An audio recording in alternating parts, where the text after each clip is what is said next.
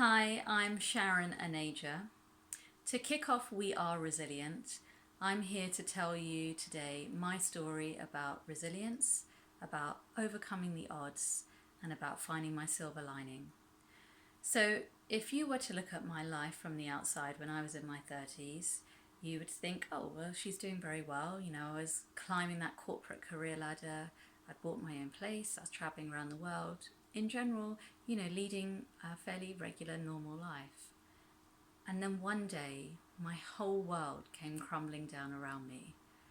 On March the 3rd, 2014, I was undergoing a routine surgery. And during that surgery, the surgeon made a mistake. She cut my bowel, but she sent me home that night.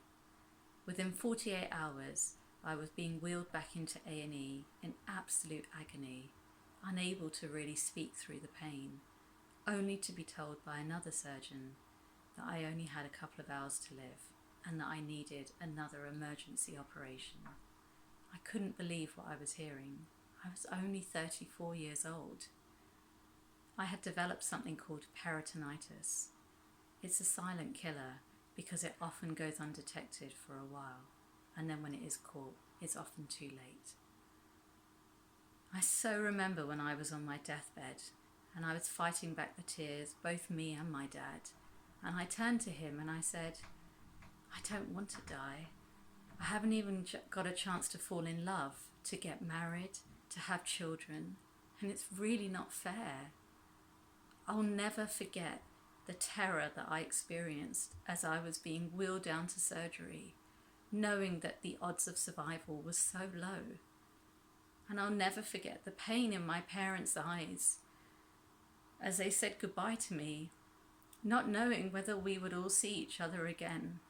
No parent, no child should have to go through this. By some miracle, I did survive that surgery that night. But I endured 5 weeks of hell in hospital after that, and years of recovery after that too. When I was in hospital, for weeks on end, I wasn't allowed to eat or even drink a drop of water.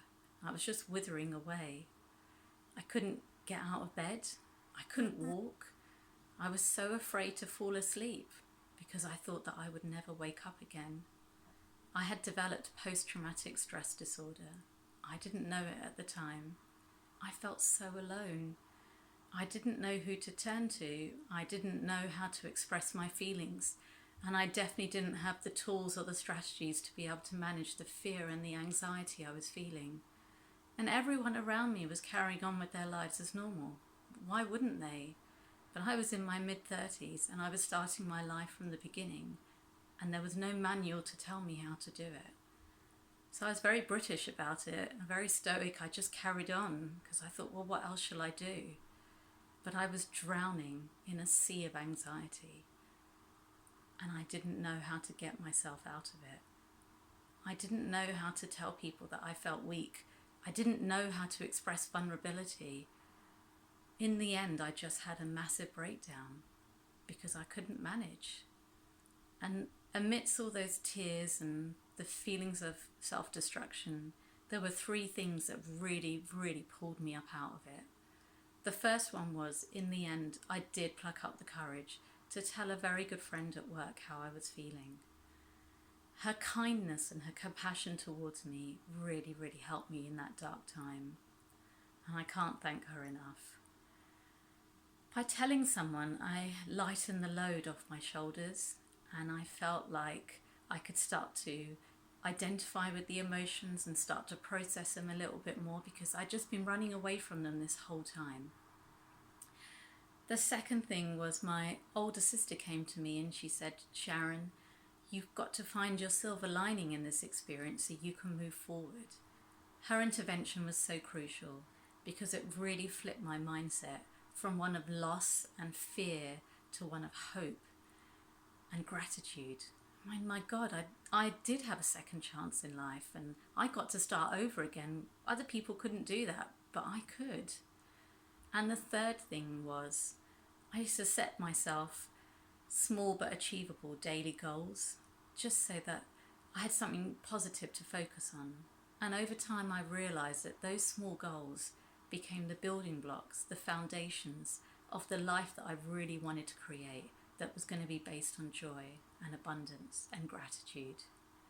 Now, I wouldn't wish what happened to me upon anyone else, but I am grateful that I went through that experience because I came out of it much stronger. I developed my resilience. I flexed that emotional muscle.